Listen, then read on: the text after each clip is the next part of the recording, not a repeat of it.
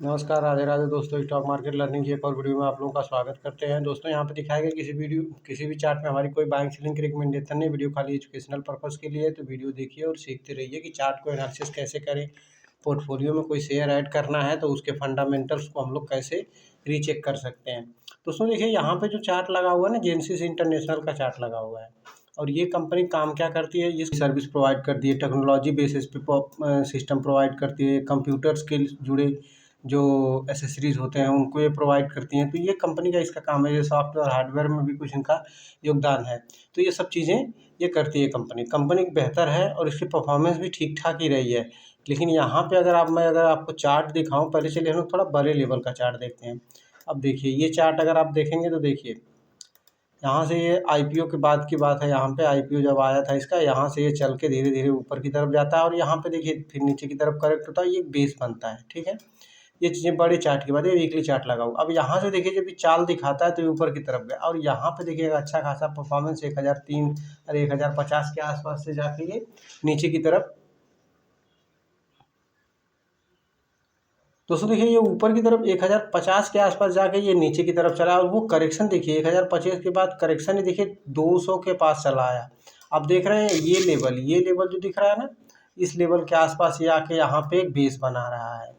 तो ये चार्ट हमें क्या दिखाता है कि ये देखिए, तो प्रीवियस में एक बेस बना के यहाँ पे जब एक प्रीवियस में करेक्शन हुआ था, तो ये करेक्शन में यहाँ पे एक बेस बना और ये काफ़ी टाइम तक यहाँ पे टाइम बिताया। यानी कि अगर आप देखेंगे तो मिड मई से आप देखेंगे तो यहाँ पे पूरे 4-5 महीने का, इसने 6 महीने का टाइम बिताया हुआ है। अब ये बेस यहाँ पे बना हुआ है और ये अगर यहाँ पे टाइम बिता के निकलता है, मान लीजिए यहाँ पे अगर और ये थोड़ा टाइम बिता दे, इस तरह जैसे ये आज 6 महीने का टाइम लगभग बिताया हुआ था। इस बेस बनाने के बाद अगर ये ऊपर की तरफ निकलता है तो एक अच्छी रैली ऊपर की तरफ जाने की संभावना यहाँ पे नज़र आती है।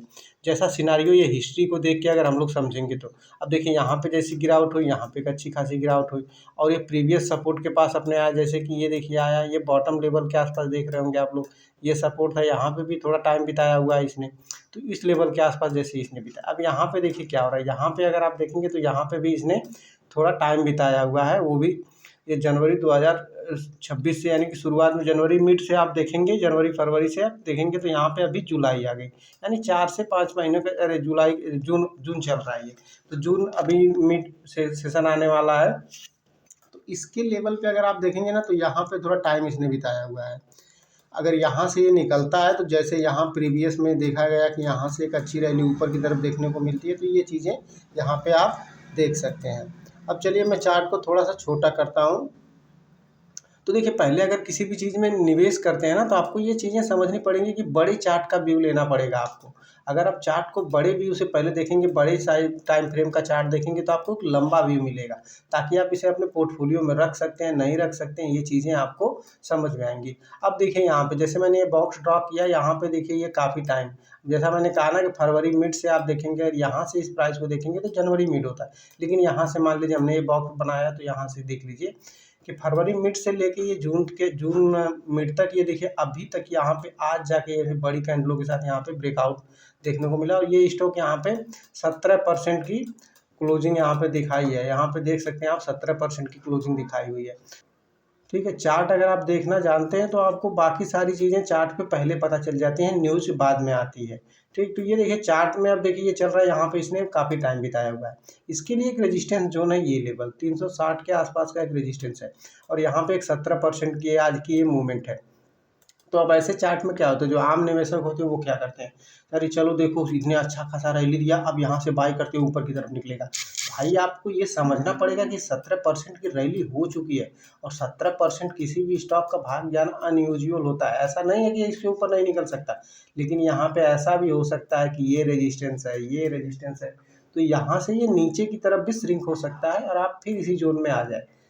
तो जब तक ये अब यहाँ पे थोड़ा ये टाइम बिता दे और इसके ऊपर निकल जाए, नहीं तो आपको वेट करना पड़ेगा। अब ये जोन पे पास जाए, यहाँ से ये करेक्ट हो थोड़ा सा, फिर ये पुल बैक में बाय करेंगे। ये चलते हुए घोड़े पे चढ़ेंगे तो आपको लात पड़ने वाली ही है, आप गिरने वाले ही हैं। लेकिन अगर आप घोड़ा आराम के लिए, जैसे मान ली चलते चलते गया थका यहाँ पे घोड़ा, तो यहाँ पे थोड़ा रेस्ट करेगा।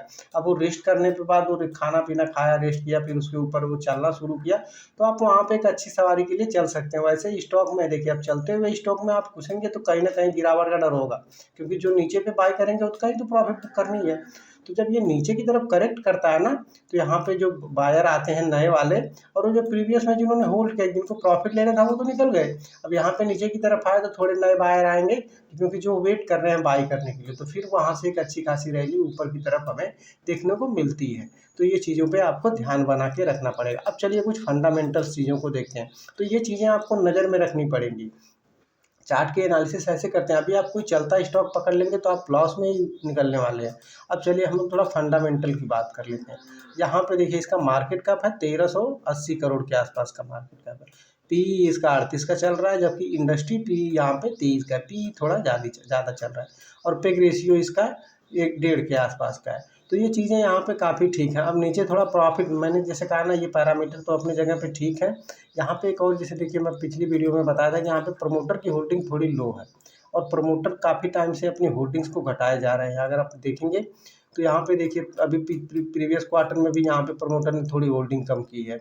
ठीक है, तो ये चीज़ें भी आपको यहाँ पे देखने को मिली। प्रमोटर की होल्डिंग जो यहाँ पे 31% की है, बाकी सबसे ज़्यादा इसमें रिटेल निवेशक का एंट्री हुई है। तो अब ये चीज़ें भी आपको देखनी पड़ेंगी। अब देखिए यहाँ पे देखिए क्या दिया, कंपनी काफ़ी टाइम से, आप देखिए कंपनी में देखिए प्रमोटर होल्डिंग, जैसे मैंने कहा कि ना, लो है। और यहाँ पे देखिए रिटर्न ऑन इक्विटी उसका भी, ये भी कम है, 7% के आसपास लास्ट 3 ईयर से चल रहा है। और उसके डेटा डे, जो पैसे जो बिजनेस करते हैं उसमें पैसे की जो इनकम होती है, उसका टाइमिंग बहुत बढ़ रहा है ये। और ये धीरे धीरे प्रमोटर इसमें होल्डिंग 8% के 3 सालों में 8 साढ़े 8% के आसपास की होल्डिंग ये कम कर चुके हैं। अब चलिए थोड़ा इनका बुक देखी जाए कि यहाँ पे बुक पे क्या चल रहा है इनके।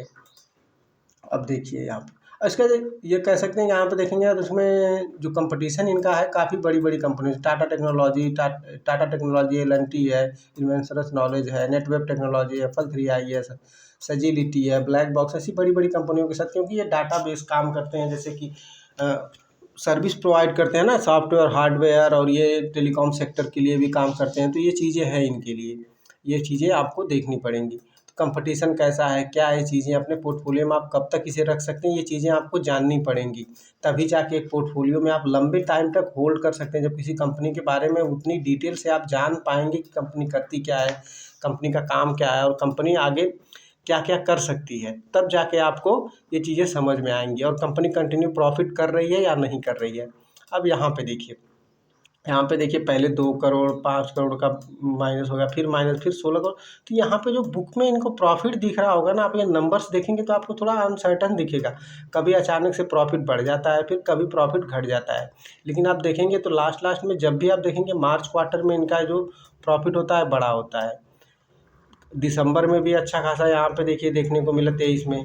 ये देखिए सितंबर में यहाँ पे आ गया, फिर यहाँ दिसंबर में 1 करोड़ का। तो ये चीज़ें अनसर्टेन दिख रही हैं, कभी बढ़ जा रहा है, कभी घट जा रहा है। तो इस तरह इस कंपनी पे ज़्यादा लोगों को भरोसा ना हो पाना एक रीज़न है।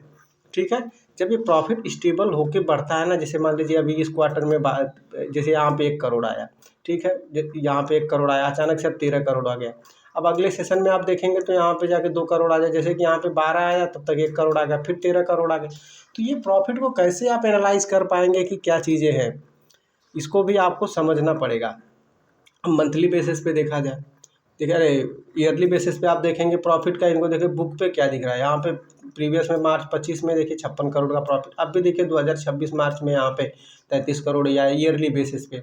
देखिए कभी 22 करोड़ है, तो कभी 15 करोड़, तो कभी प्रीवियस में देखेंगे 2022 में माइनस है। ये कोविड के टाइम की बात है, कोविड से मतलब 2 साल बाद की बात है। लेकिन उस टाइम पे देखेंगे 2020 में देखेंगे तो 5 करोड़ का, अभी देखिए 52 करोड़ का लॉस हो गया। तो ये चीज़ें कोविड से रिलेटेड हो सकती हैं, लेकिन यहाँ पे जो दिख रहा है ये 15 है, ये 22 है, 56, तो फिर 33 हो जा रहा है। तो ये चीज़ें यहाँ पे अनसर्टेन बना रही हैं मार्केट को। तो इन सब चीज़ों पर आपको नज़र बना के रखनी पड़ेगी, और आपको समझना पड़ेगा। अगर आप इन चीज़ों को नहीं एनालिसिस कर सकते हैं तो मार्केट से आपको दूर रहने में ही भलाई है, क्योंकि चीज़ें नहीं समझेंगे तो आप किसी ऐसे स्टॉक में फंस जाएंगे जो ये ऊपर के भाव में लेंगे और नीचे की तरफ आके आप फंसे रह जाएंगे। अब यहाँ पे देखिए प्रमोटर देखिए 39% थे, फिर धीरे धीरे ये होल्डिंग को घटाए जा रहे हैं। अभी प्रीवियस में भी घटाया, जैसे यहाँ पे देखिए दिखाया हुआ था। और यहाँ पे देखिए एफआईआई है जो विदेशी निवेशक है वो भी अपनी होल्डिंग लगातार यहाँ पे कम किए जा रहे हैं। हालांकि बीच में उन्होंने बढ़ाया था, तो यहाँ पे देखिए वो धीरे धीरे कम किए जा रहे हैं। यहाँ पे DII का थोड़ा सा यहाँ पे होल्डिंग बढ़ रही है और यहाँ पे पब्लिक की शेयर होल्डिंग 63% है। ठीक है, तो ये चीज़ें भी हैं, इस पे भी नज़र बना के रखनी चाहिए। और ये आप देखिए जैसे मैंने कहा ना कि आप ऐसे ही फंस सकते हैं, तो फंसने का रीज़न ये हो सकता है कि देखिए जैसे कि आप किसी भाव पे ऊपर में आप बाई कर लेंगे, ठीक है, आप अगर ऊपर के भाव पे बाई करेंगे और नीचे की तरफ आके यहाँ पे आप फंस जाएंगे। जैसे कि आप यहाँ पे बाई कर ले, अरे यहाँ पे अगर आपने कहीं फंस लिया तो नीचे आ गए। अगर इस लेवल पे बाई करेंगे ये चीज़ें आपको समझ में आएंगी। जैसे मैंने कहा ना कि अगर फंडामेंटल्स और ये चीज़ें चार्ट आपको नहीं समझ में आता है तो आपको मार्केट से दूर रहना चाहिए। किसी ऐसी कंपनी में निवेश ना करके कहीं आप फंस जाएँ तो ये चीज़ें आपको नुकसान उठाने पड़ती है। मान लीजिए आपने ऊपर की तरफ भाव देख के बाई कर लिया कि यार आज चलो देखो 17% का बढ़ गया, पता चला कल से नीचे की तरफ आके यहाँ पे ट्रेड करने लगा, तो फिर क्या करेंगे? तो ये चीज़ें आपको समझनी पड़ेंगी कि कंपनी लेने लायक है नहीं है, जो भी चीज़ें हैं तो ये चीज़ें में देखनी पड़ेंगी। तो ऐसी और एनालिसिस वीडियो के लिए चैनल को सब्सक्राइब करिए, अपने दोस्तों के साथ शेयर करिए। और अगर आपको किसी और स्टॉक पे एनालिसिस चाहिए तो आप वीडियो के नीचे डिस्क्रिप्शन में कमेंट भी कर सकते हैं। अभी के लिए इतना ही दोस्तों, मिलते हैं नेक्स्ट वीडियो में। जय हिंद दोस्तों।